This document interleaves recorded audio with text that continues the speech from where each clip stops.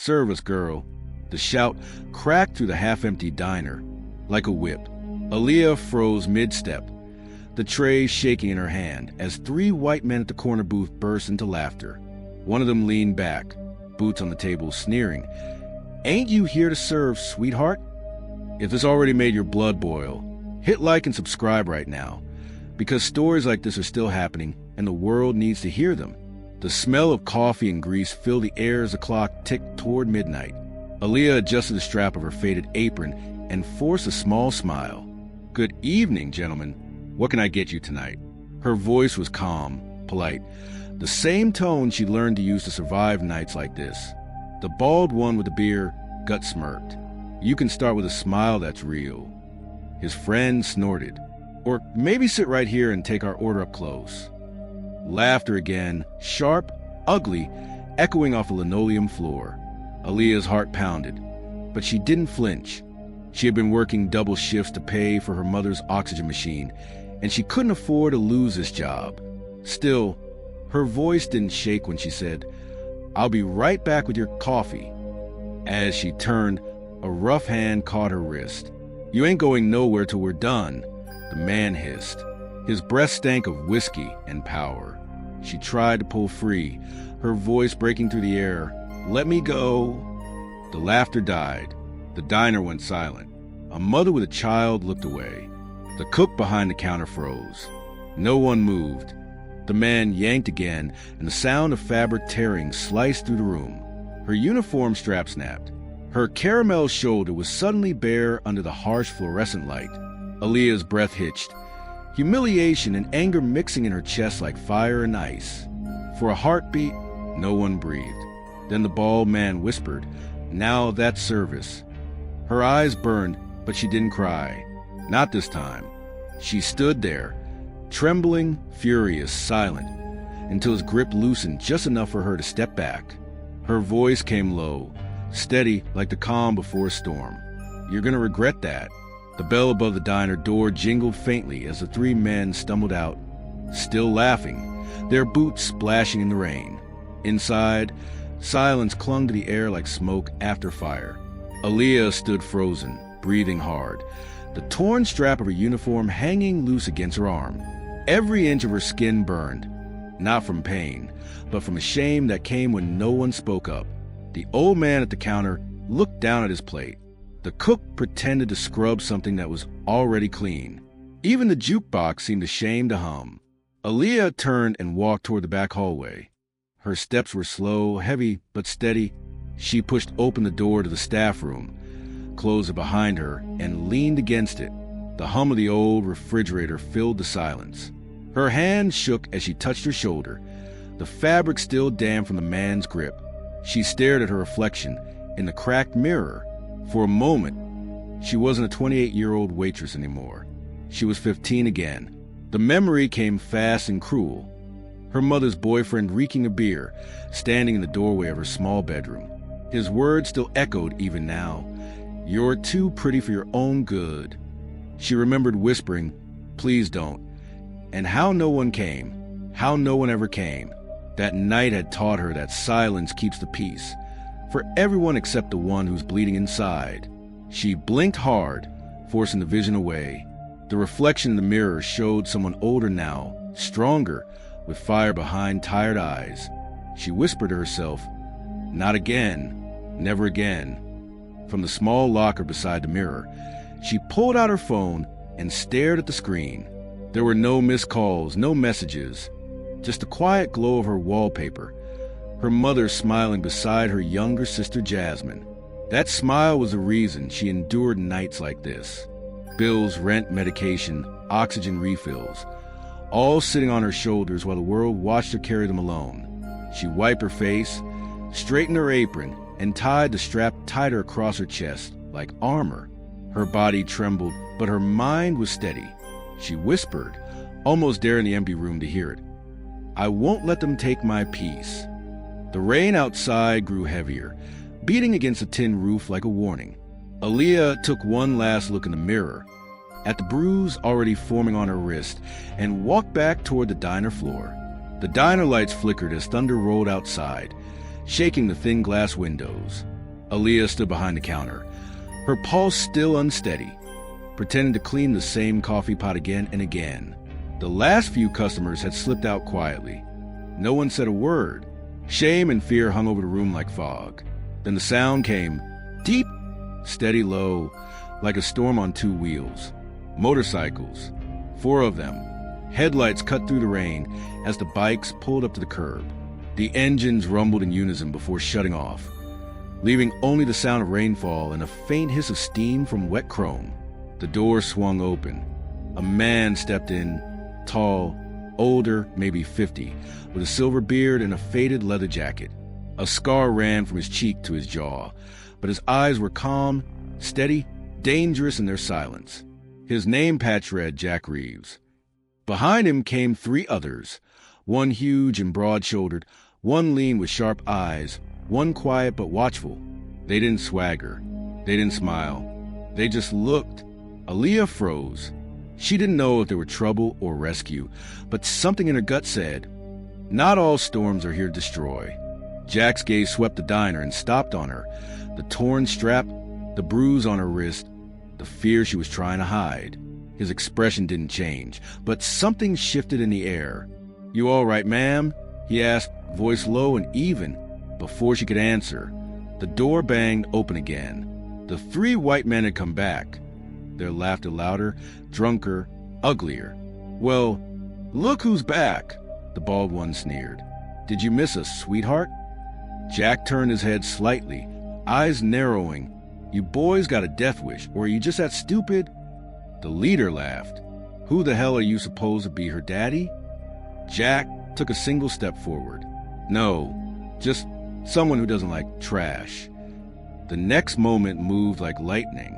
The drunk lunged, and Jack's fist shot out, solid and precise. One punch. The man hit the floor hard, teeth skidding across the tiles. Chairs scraped. The other 2 jumped in, but the bikers were faster. The big one caught a beer bottle mid-swing and slammed it into the counter. The lean one twisted another man's arm until he screamed. Aaliyah stood frozen, watching the chaos unfold, metal, fists, shouts, and the sharp scent of coffee and blood. Then it was over. The 3 men stumbled out, one clutching his ribs, another bleeding from his mouth. Silence fell again. Jack looked back at Aaliyah. "You did good," he said softly. "You stood up before we even got here." Her throat tightened. "And look what it got me," she whispered. Jack gave a faint smile. Sometimes standing up just means you didn't fall alone. If this happened right in front of you, what would you do? Tell me in the comments. I read every one. And if you want justice as much as I do, hit subscribe. Rain fell harder the next night, pounding against the diner windows like it had unfinished business.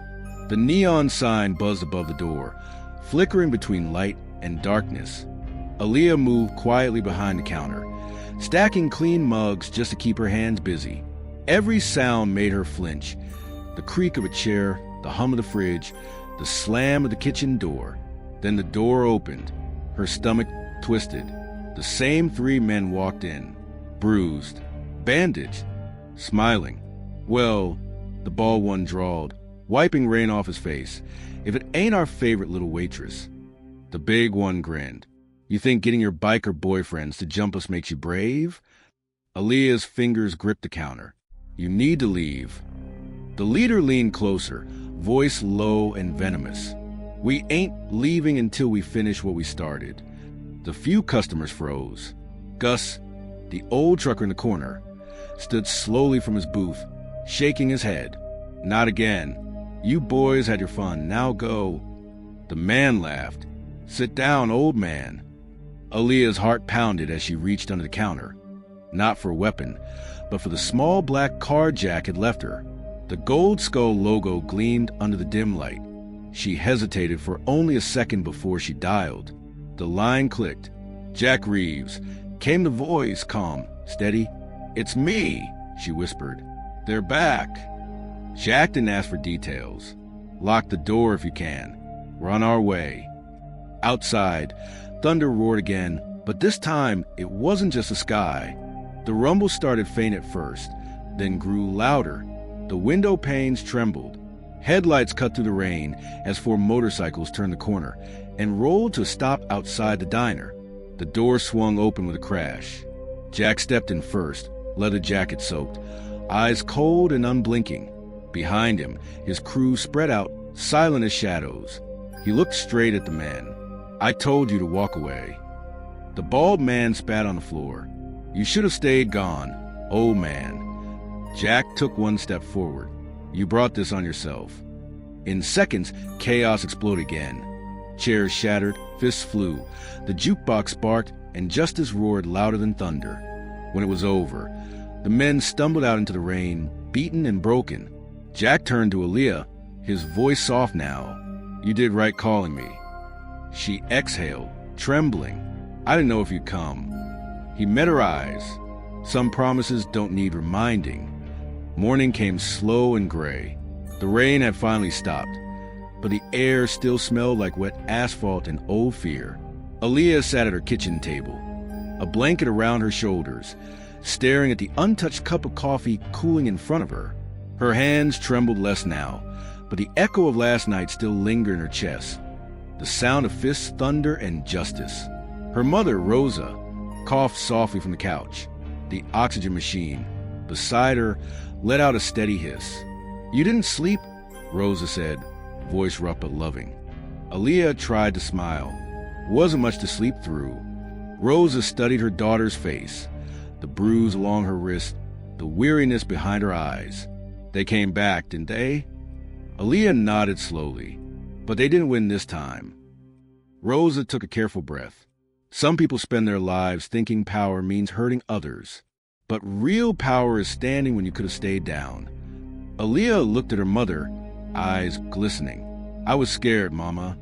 Rosa smiled faintly. "Being scared don't make you weak, baby. It means you still care what happens next." The small apartment was quiet for a moment, except for the soft hum of the oxygen machine and the rain dripping from the windowsill. Aaliyah got up and poured her mother a cup of coffee. "Extra sugar?" "You know me too well," Rosa said, her smile returning. A knock came at the door. It was her 17-year-old sister, Jasmine, hoodie soaked from the drizzle, phone in her hand. "You okay?" she asked, stepping in. "Everybody at school's talking about some fight at the diner." Aaliyah sighed. "Yeah, I'm okay. It's over." Jasmine frowned. "Over? People like that don't just quit." Aaliyah brushed a curl from her sister's forehead. "They will now. I had help." Jasmine's eyes widened. "The bikers?" Aaliyah nodded. "Yeah, rough on the outside, but good men." Rosa chuckled softly. "Angels don't always come with wings, baby. Sometimes they ride Harleys." They laughed. The first real laugh the small home had heard in weeks. Aaliyah looked down at her hand, the black biker card still resting there. The gold skull glinted faintly under the morning light.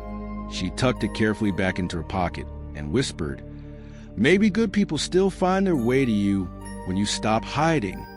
The evening crowd had come and gone, leaving Leo's diner almost empty again. Aaliyah wiped the counter for the 3rd time, pretending not to notice how quiet it was without the bikers' engines echoing outside. The smell of coffee still lingered, mixed with faint traces of motor oil and rain. Every sound, the flick of the ceiling fan, the hum of the fridge, reminded her that night. She was restocking napkins when the door creaked open. Her heart skipped. Jack Reeves stood there, rain dripping from his jacket, that same quiet storm in his eyes. He looked around, making sure the place was calm, then nodded once at her. "Didn't mean to spook you," he said. "Just checking in." Aaliyah exhaled, finally setting the napkins down. "Guess I should have known you'd show up when it's raining again." Jack gave a faint smile. "Rain keeps the dust down.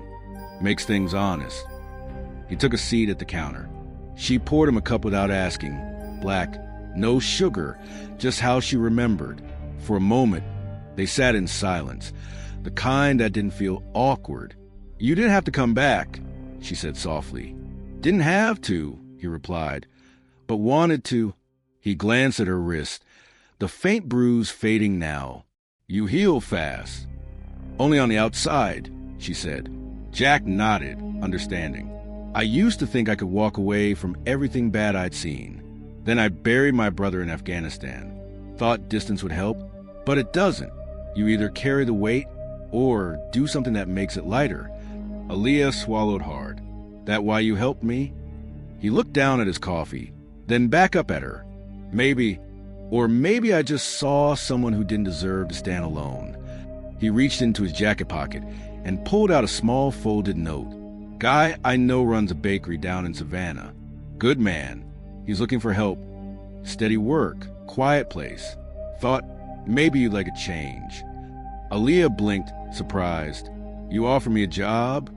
Jack shrugged. Just offering you a chance. What you do with it's up to you. She held the paper, eyes shining. You really think people like me get second chances? Jack gave that half smile again.